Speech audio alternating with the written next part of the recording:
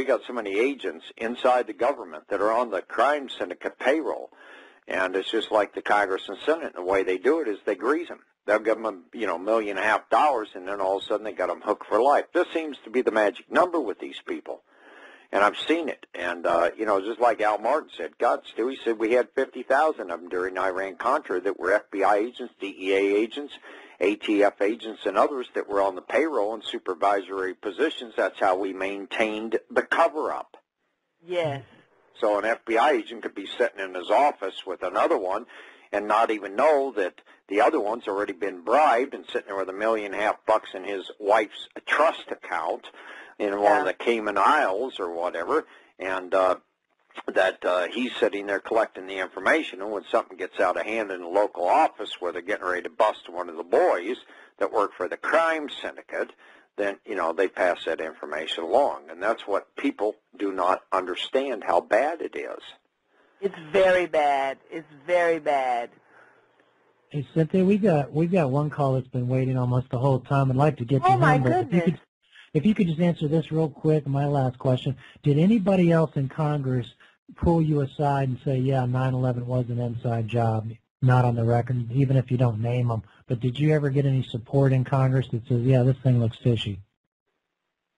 No. That's sad. No. They just want to stay away from it. But Cynthia, I think I can address that question because when I was doing that stuff with Jonathan Beatty years ago, and those stories on Silverado, and he was really putting the heat down on him in 90 and 91 for me, and a couple major articles. He said, Stu, he says, we're willing to pay your phone bills. Back then we didn't have, unlimited phones. And I ran the bills up $1,500 a month every month. It was going on and digging on these people. And so back then they agreed, and there's even checks up there showing that Time Magazine paid my phone bill for 1 month. But I started digging on the Congress and started looking at that Congress seriously, even back at that time in the 1990-91 time frame, and looking at the financial statements of the congressmen and senators. And what's amazing, if anybody in their own jurisdiction, like, if they're in Nevada or they're in California or Georgia or wherever they're at, if they were to examine those, that they have to submit, I believe it's each year, isn't it, on those financial statements? Yes, that they have to submit. If they look at those, I mean, they're public record and you can look at them. If you look at the trusts in the wife's name and the kids' names, that's the key to the whole payoff, because I'm aware of this. And it's, they'll hand them a corporation, Brownstein, to come in, the 101st senator, the biggest lobbyist in Washington, Bush boy and Millman's boy, will come in and hand them a corporation that's XYZ corporation that owns into some HUD project with 650 apartment units in it, and all of a sudden they have ownership of 5% into that apartment, and that's how they pay them off and bribe them. And so it's to hide their identity. And, of course, it's always put in a trust that they create for them in their wife's name. But if anybody really wanted to look at this, they could do so. And the last question I want to make to you, Cynthia. I'm aware that U.S. satellites control Net E-Systems.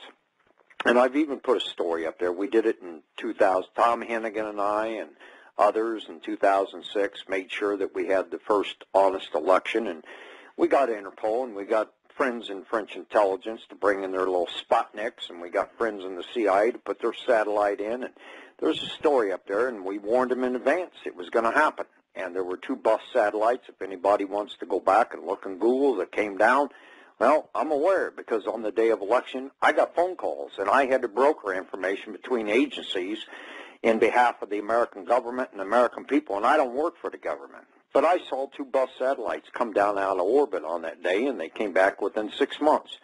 But we had the first honest election, because every time that the bus satellite E-Systems, the Tricolor out of Dallas and their West Star satellite, popped one of the election boosts to change the numbers to keep the Bush crime syndicate stooges in, they got popped out. You remember that 2006 election when all the stooges came on the media and they were just so blown out that all the Republicans didn't get in, but Nancy Pelosi got in, remember, as Speaker of the House?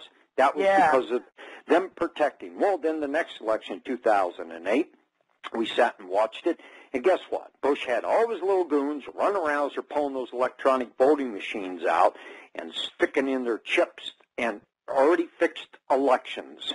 So I've been pushing, Cynthia, and Glenn has, to try to unite the people together, to tell them that, look, a congressman and a senator take an oath of office to uphold, defend, and support the Constitution of the United States.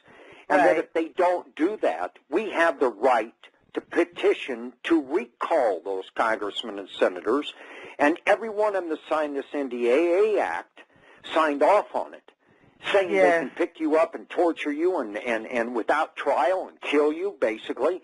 They just violated their oath of office, haven't they? It sounds like that to me. Absolutely. And the same thing with the Patriot Act, basically stripping us of our constitutional and our Bill of Rights. Anybody that signed off on that, would you say that they could be easily recalled? They should be. They should not be. They should face some kind of response from the electorate for having betrayed the very people who vote them into office. But on these electronic voting machines, you know, I had people in my 2006 election, people all over the state of Georgia voted in my congressional district. And when we called the state on the fact that, you know, people in South Georgia, people all over Atlanta were voting in the district that, of course, is only in 3 counties of Georgia's 159 counties, we were told that we went to court, actually, trying to get the election results. We wanted the election data, and we were told that is owned by Diebold, and we just have to trust the state to tell the truth as to who won the election.